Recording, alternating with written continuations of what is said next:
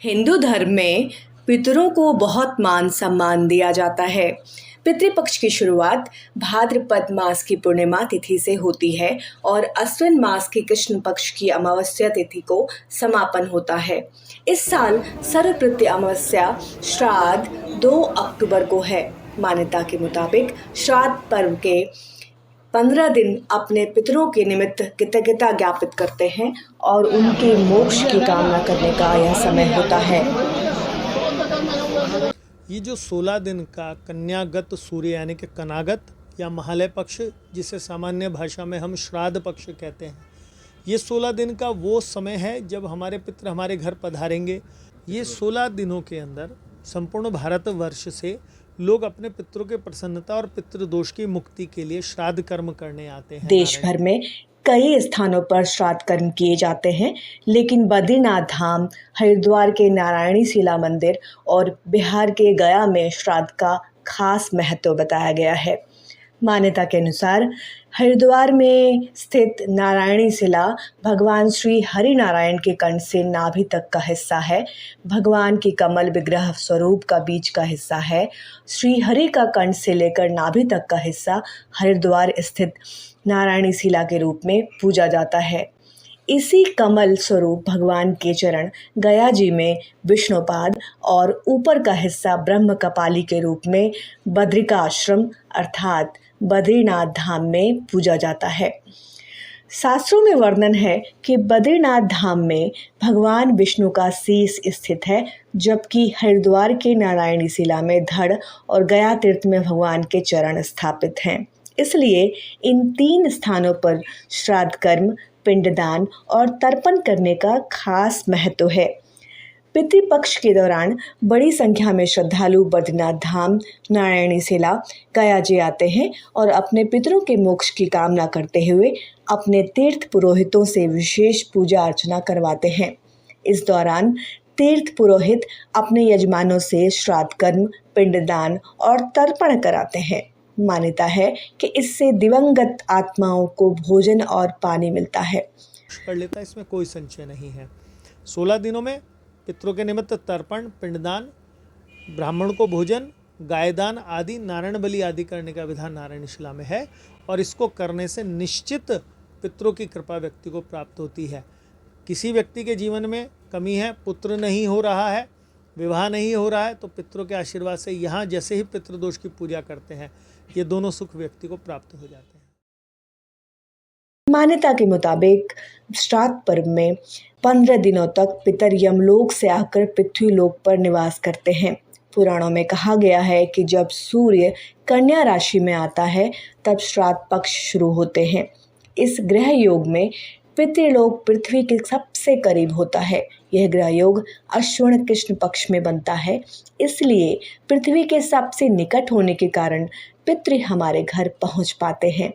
श्राद्ध पक्ष में लोग अपने देवतुल्य पुत्रों को पूजते हैं।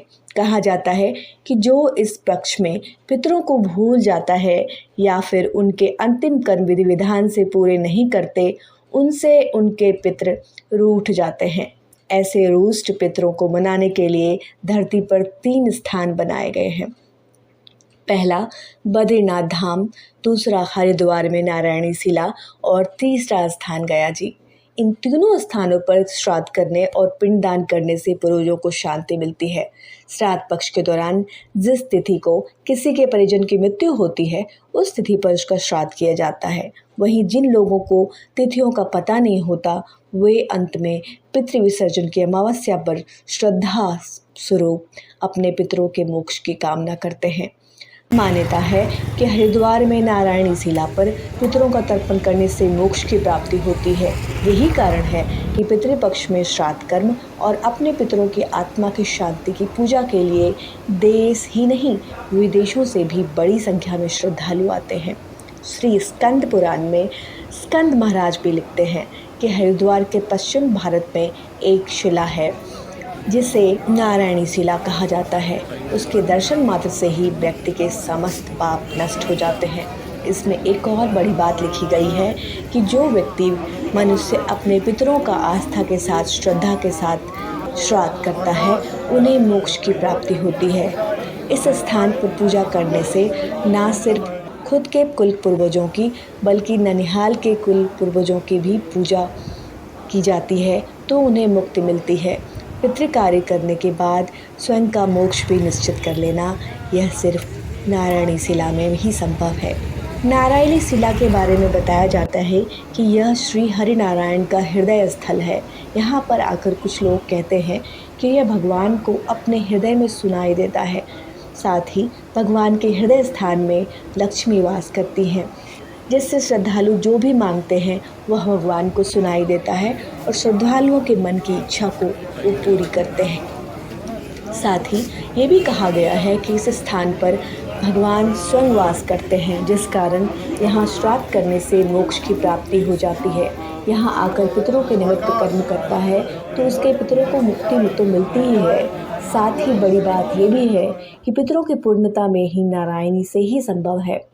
यदि कोई प्रति अधोगति हो गया है तो नारायणी शिला पर शादी करने से वह पितरों के बीच चला जाता है।